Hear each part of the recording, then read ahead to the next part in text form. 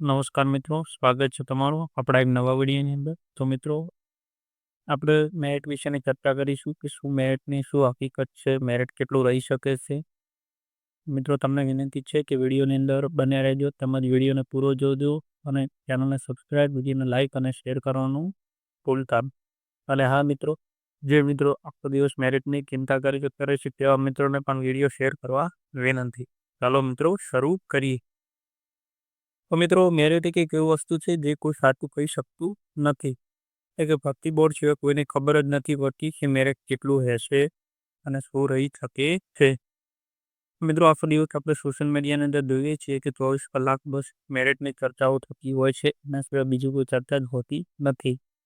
અગર વિદ્યાર્થીઓને ડર બેસી ગયો છે કે હું મેરિટની અંદર આવીશ કે નહીં આવી, મારું શું થશે. તો મિત્રો, આવી ચિંતાઓ કરવા કરતાં તમે મેરિટની પાછળ ટાઈમ બગાડવા કરતાં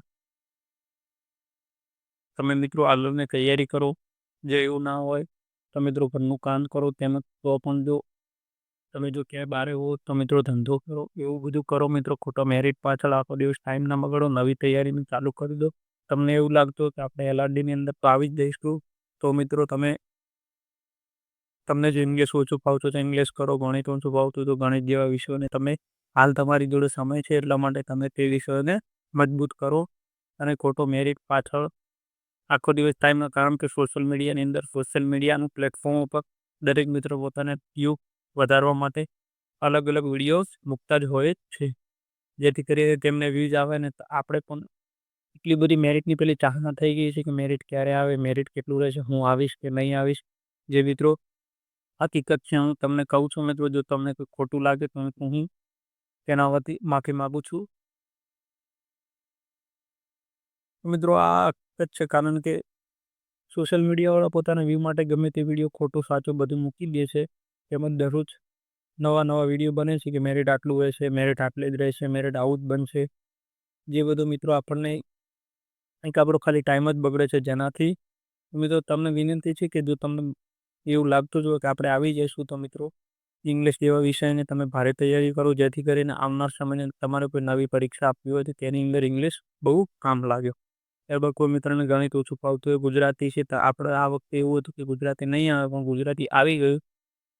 એટલા માટે ગુજરાતી જેવા વિષયોને પણ મજબૂત તૈયારી કરો તો તમને આવનાર વખતની અંદર એવું ના થાય કે આ વિષય આવ્યો ને આપણને ના આવડ્યો.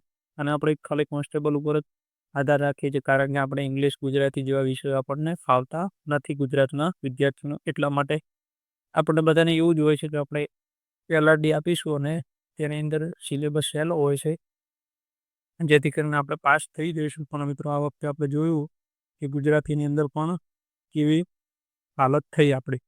એટલા માટે મિત્રો, તમારી જોડે ટાઈમ છે એટલે તમે અમુક વિષયને મજબૂત કરો, જેથી કરીને તમારે આવનાર પરીક્ષાની અંદર તમને બહુ કામ લાગશે. તો અત્યારે જેટલો ટાઈમ બગાડશો એટલો જ આવનાર સમયની અંદર તમને બહુ ભારે પડશે. એટલે આખો દિવસ મેરિટ પાછળ બગાડ્યા કરવા, મેરિટ જે આવવાનું હશે એ આવી જ જશે. આ અમુક મિત્રો તો એવું કહે છે કે 21 તારીખનો ટાઈમ આપે છે, પણ એની પહેલાં એવું કહે છે કે 2 દિવસની અંદર, 3 દિવસની રિઝલ્ટ આવી જશે. મિત્ર, એવું ના થાય. હજી 21 તારીખ સુધી રીચેકિંગના ફોર્મ ભરાશે, ત્યારબાદ તેનું ચેકિંગ થશે. એટલે કે લગભગ આ મહિનાના એન્ડની અંદર ડીવી લિસ્ટ આવી શકે છે.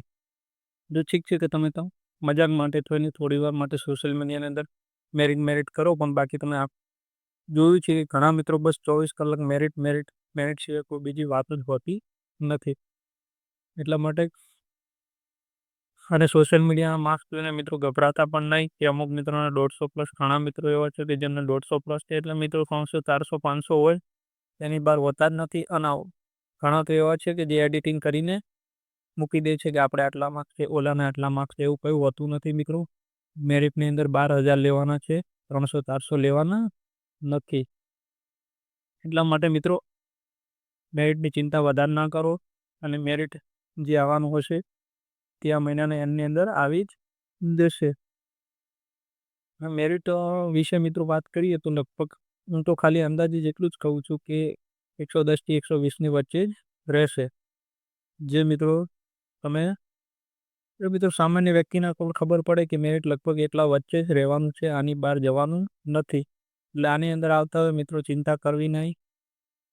એમાં શાંતિથી મોજ કરો અને જિંદગી જીવો.